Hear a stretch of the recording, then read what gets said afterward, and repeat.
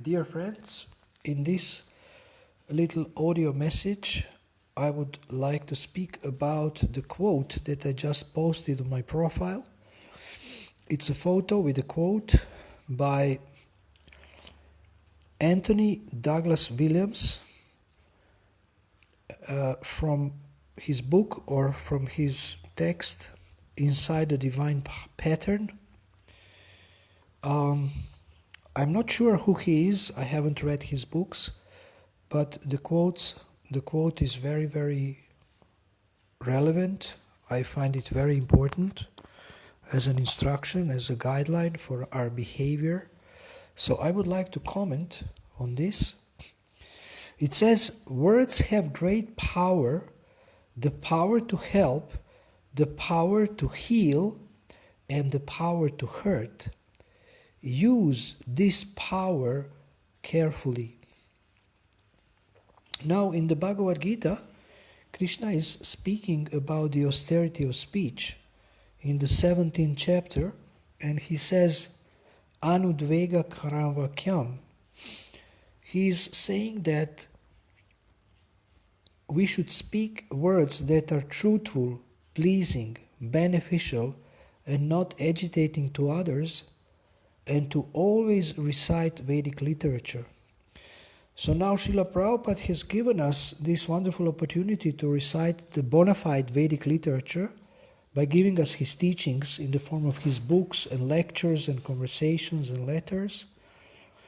And we can always read this, hear this, watch this, and have this content in our mind going on as thoughts, as inner dialogue, etc., etc. Now one can also one can actually use this Krishna's instruction to use his power of speech very intelligently, very carefully, and spiritually. And this also, words have great power when we communicate to others, but words also have great power when we communicate to ourselves. The way you talk to yourself, the inner dialogue that you have, the thoughts that are going on in your mind, or this self-talk, as people call it, has great power. It has power to help you, it has power to heal you, and it has power to hurt you. So also with yourself, you can try to use this power very, very carefully, very consciously, mindfully.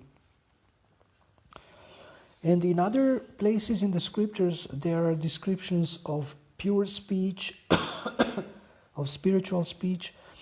All scriptures, like Srimad Bhagavatam, Bhagavad Gita, Chaitanya Charitamrita, Nectar of Devotion, Krishna book, Ishopanishad, they're full of amazing conversations, actually dialogues between devotees and between Krishna and his devotees. So this is where we can learn how to speak spiritually, how to speak positively, how to use our power of speech to elevate ourselves and elevate others. And this is something that doesn't come overnight as a skill. It is something that has to be practiced. But the more you use this, the more you read verses, the more you use them, the more you recite mantras. Mantras are powerful transcendental vibrations that can completely change our consciousness. So our words can actually influence our world, our situation, our relationships, atmosphere around us. And especially when something happens and then we need to choose how to react to something that happens, it has to do a lot how we explain to ourselves what happened. So again, it's a conversation with yourself. Something disturbing happens, and then quickly in your mind, you start explaining yourself that this was very disturbing. But some other people, they can explain it differently. They can see differently. So this is where you can use the power of words when you are in a challenging situation or when you are in a disturbing situation. And you can talk to yourself. You can ask yourself a question. So especially excellent questions can change our life, and with excellent questions we can have an excellent life.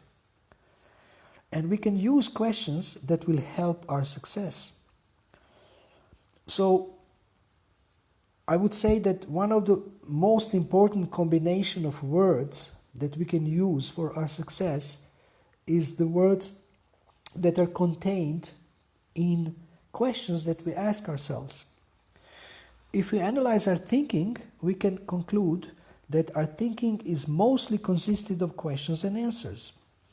In Srimad Bhagavatam, verse 5, chapter 2, chapter 1, Canto 1, chapter 2, text 5, Srila Prabhupada explains in the purport the importance of questions. And in the verse, the Sutta Goswami is thanking the sages of Naimisharanya for asking him 6 questions that actually are the basis for the whole Srimad Bhagavatam.